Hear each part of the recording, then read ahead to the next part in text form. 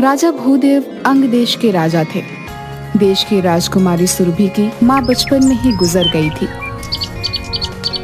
राजकुमारी का 16वां जन्मदिन मनाने की तैयारियां की जा रही थी। राजकुमारी खिड़की पर खड़े सारी तैयारियां देख रही थी। अचानक राजकुमारी ने देखा सिपाही खतरनाक जानवरों को अंदर लेकर आ रहे हैं। महाराज, इन सभी जानवरों को महल के अंदर क्यों लाया जा रहा है? राजकुमारी, मनोरंजन के लिए। तुम्हारा जन्मदिन जो आ रहा है। कुछ सिपाही एक दूसरे से बातें करते हैं।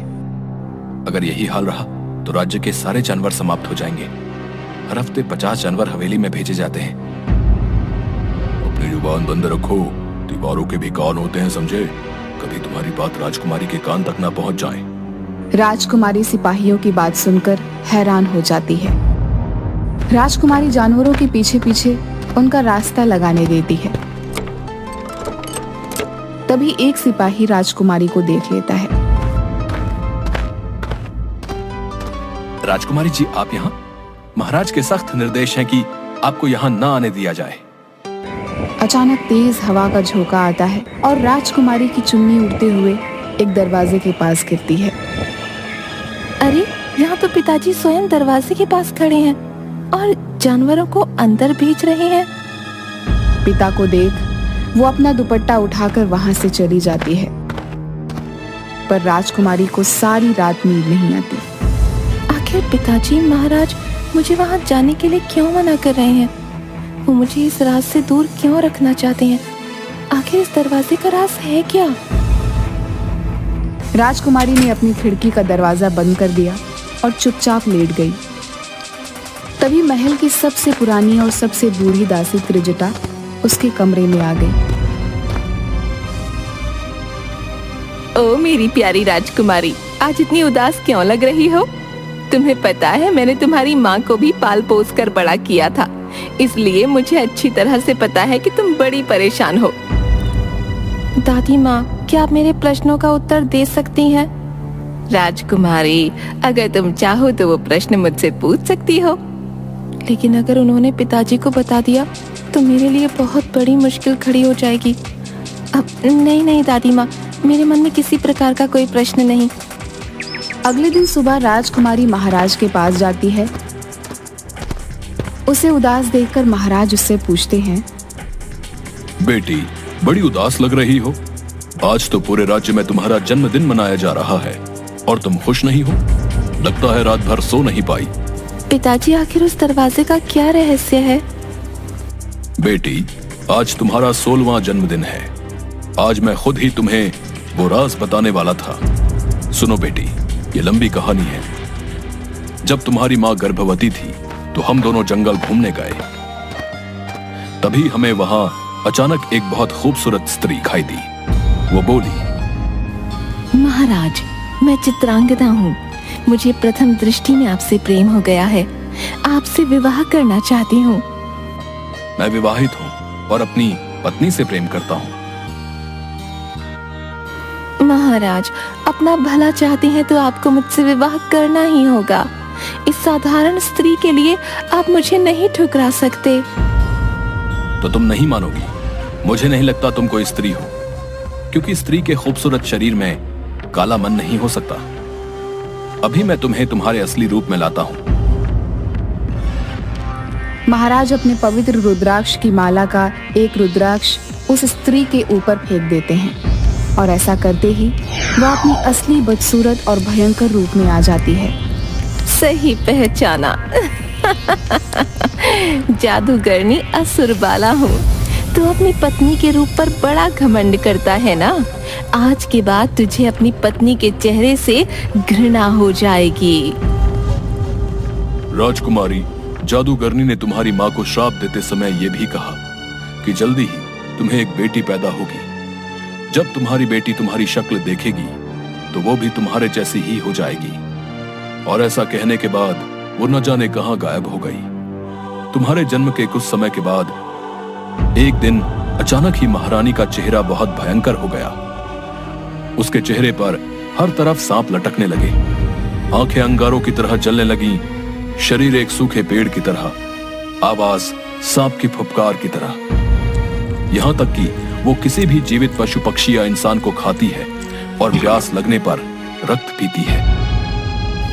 इसीलिए आपने मुझे बचाने के लिए माँ को हवेली में रख दिया। बेटी, मैं तुम्हारी माता से बहुत प्यार करता हूँ। मैं उनसे दूर नहीं रह सकता था, इसलिए उनके लिए एक महल बनवा दिया जिसका ये दरवाजा है। इसमें तुम्हारी माँ के लिए ये जानवर भेजे जाते हैं जिन्हें खा के वो अपनी भूख मिटाती है। राजकुमारी अपनी माँ की यह कहानी सुन बड़ी उदास हो गई और बोली, पिताजी महाराज, क्या माँ के श्राप का कोई तोड़ नहीं? हाँ बेटी, तोड़ है। कुछ वर्ष पहले जब मैं जंगल में शिकार की तलाश में था तो मुझे वो जादूगरनी फिर से मिली। वो मरने वाली थी और शर्मिंदा थी। उसने मुझे तुम्हारी माँ को इस शाप से हमेशा के लिए मुक्त होने का इलाज बताया। तो आपने इतने दिन तक किसी को बताया क्यों नहीं? बेटी, उसने कहा था ये इलाज मैं सिर्फ जब तुम 16 वर्ष की हो जाओ तो पहली अमावस पर इस श्राप को तोड़ा जा सकता है। अगर मैं तुम्हें पहले बताता तो मैं भी श्रापित हो जाता। आज मैं 16 वर्ष की हो गई हूँ। कृपया मुझे बताएं कि मैं अपनी माँ को वापस कैसे उस श्राप से आजाद करवा सकती हूँ। हाँ मेरी बच्ची, आज तुम्हारा 16वां जन्मदिन है और कल अमावस। कल ही के दिन तुम्हें उस मायावी दरवाजे से अंदर जाना होगा। वहां पर तुम्हारे साथ भयानक घटनाएं होंगी, पर तुम किसी से भी मत डरना। पिताजी महाराज, मैं माँ के साथ ही वापस आऊंगी, आप विश्वास रखें। राजकुमारी, सोच लो, तुमको केवल 2 चीजों का ध्यान रखना है, अपनी नेकी और बुद्धि। इनका साथ कभी नहीं छोड़ना। अगर इन दोनों का इस्तेमाल किया तो तुम माँ तक जरूर पहुंच जाओगी। क्या माँ मुझे पहचान लेंगी? राजकुमारी, जादूगरनी ने तुम्हारे लिए हर कदम पर चुनौतियां रखी हैं और ये चुनौतियां तुम्हें ही पार करनी होंगी, तभी तुम्हें आगे का रास्ता मिलेगा। आखिर में अपनी माँ के अंदर ममता जगाने में अगर तुम सफल रही तभी महारानी वापस असली रूप में आ पाएगी। बेटी, तुम्हें सबसे पहले सोनगिरी की पहाड़ियों में जाकर एक जादुई गुफा में रहने वाले एक तपस्वी बाबा से एक जादुई किताब लेनी होगी। उस किताब में ही तुम्हें माँ को ठीक करने का रास्ता मिलेगा। मुझे सिर्फ इतना ही पता है, आगे क्या होगा वो तुम्हें खुद पता करना होगा और ये काम तुम्हें अकेले ही करना होगा। अपना ध्यान रखना और खुद पे भरोसा रखना। ये लो, ये रुद्राक्ष की माला, ये तुम्हारी रक्षा करेगी। खुद पर भरोसा रखना बेटी। इस दुनिया में कुछ भी ऐसा नहीं जो हम नहीं कर सकते। आप चिंता मत करिए पिताजी महाराज, मैं आपकी बातों का ध्यान रखूंगी। अपना आशीर्वाद दीजिए पिताजी महाराज। इसके बाद राजकुमारी सोनगिरी की पहाड़ियों में गुफा की तलाश में निकल जाती है। थोड़ी देर चलने के बाद उसे एक तालाब दिखाई देता है। काफी थक गई हूँ, थोड़ा बैठ जाती हूँ। वहाँ एक तालाब है, वहीं जाके थोड़ा आराम कर लेती हूँ। इसके बाद राजकुमारी तालाब के पास जाके बैठ जाती है। तभी एक हिरन थोड़ी दूर पर घायल पड़ी होती है, जिसके पास तालाब से एक मगरमच्छ धीरे धीरे उसे खाने के लिए आगे बढ़ रहा था। यह देखकर राजकुमारी तुरंत उस हिरन के पास भाग के जाती है और उस मगरमच्छ के सामने जाकर खड़ी हो जाती है। तुम चिंता मत करो, मेरे होते हुए ये मगरमच्छ तुम्हें कोई नुकसान नहीं पहुंचा पाएगा। इसके बाद राजकुमारी उस मगरमच्छ को मार देती है।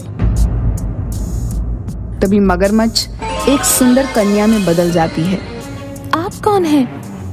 मैं जल की देवी हूँ। एक बार एक तांत्रिक ने मुझे इस मगरमच्छ के रूप में कैद कर दिया ताकि वो इस तालाब के जादुई जल के साथ जो चाहे वो कर पाए।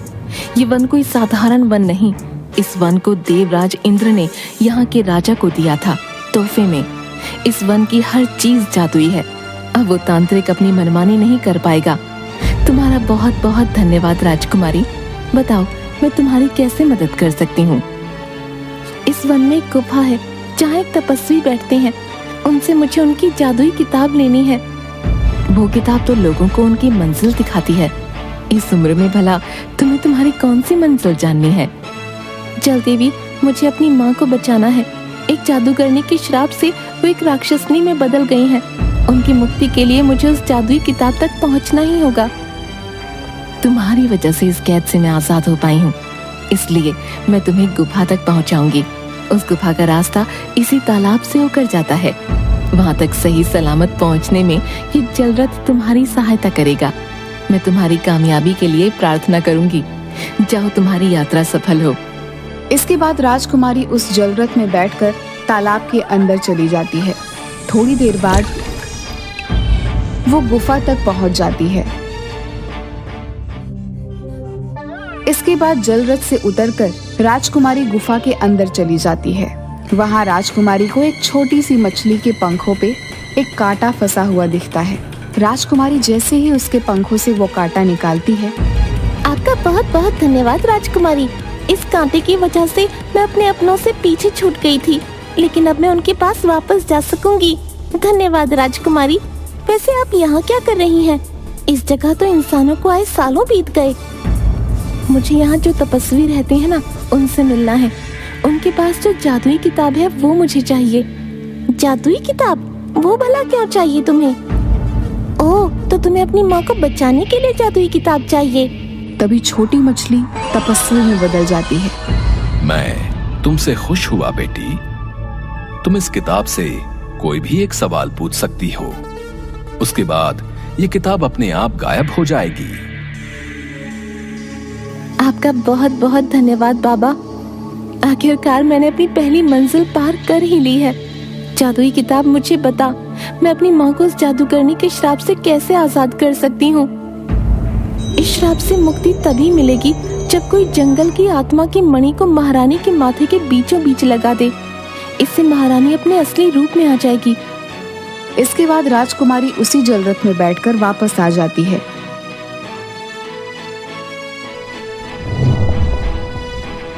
और सोचने लगती है, अब मैं वो मणि तक कैसे पहुंचूं? राजकुमारी को वही हिरन दिखता है जिनके प्राणों की रक्षा राजकुमारी ने उस मगरमच्छ से की थी। आप इतनी उदास क्यों हैं? तुम भी बोल सकती हो। आप भूल गईं, ये वन जादुई है। यहाँ सब बोल सकते हैं। इसके कण कण में जादू है। सब जादू है, हर जगह जादू है। आप इतनी परेशान क्यों हो राजकुमारी? मुझे अपनी माँ को बचाना है, इसलिए मुझे वन देवी की आत्मा से निकली मणि की जरूरत है। पर समझ नहीं आ रहा कि वहाँ तक कैसे पहुँचूं। मैंने तो कभी माँ को देखा तक नहीं है। न जाने कैसी होंगी वो उस हालत में। काश मैं अपनी माँ को बचा पाऊं।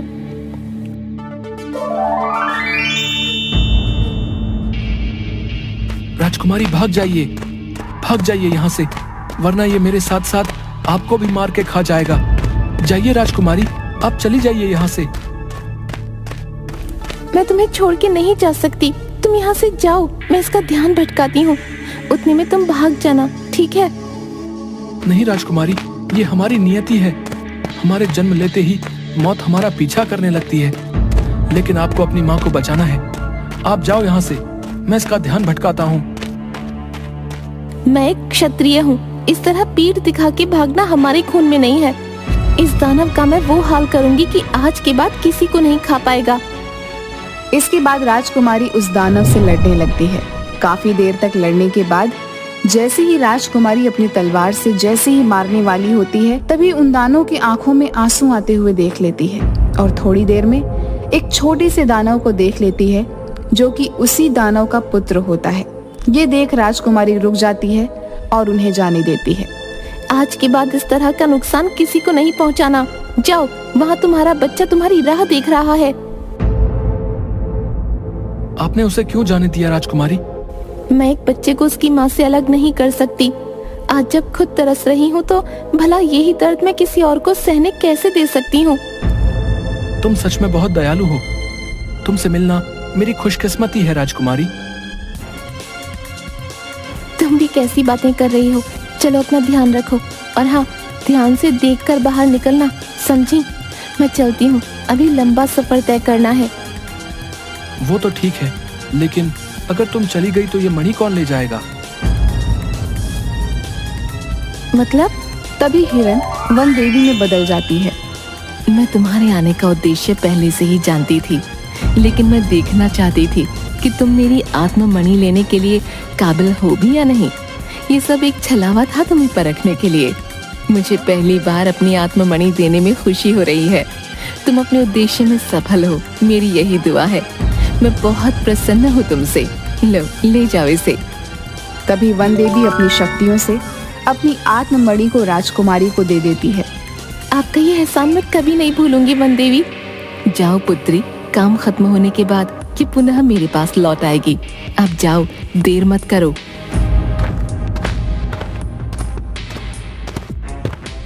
इसके बाद राजकुमारी अपने महल वापस आ जाती है। तुम आ गई बेटी। आपके आशीर्वाद से मैं माँ को ठीक करने का उपाय भी ले आई हूँ। अब बस महल के उस कमरे में जाकर माँ को बचाना है। हाँ बेटी, भगवान तुम्हारी मदद करेंगे।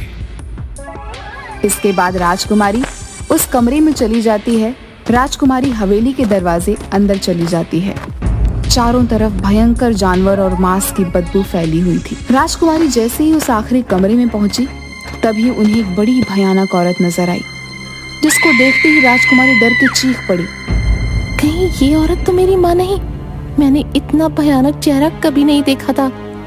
डरी हुई राजकुमारी ने अपने आप को संभाला। वह औरत राजकुमारी को खाने के लिए आगे बढ़ी और मुंह से सांप की फुफकार निकालने लगी। माँ, आप मुझे खाना चाहती हैं? मेरे लिए सौभाग्य की बात होगी माँ, अगर मैं आपका भोजन बन पाऊँ, आपका अंश आप में ही समाहित हो जाए। मेरा अंश?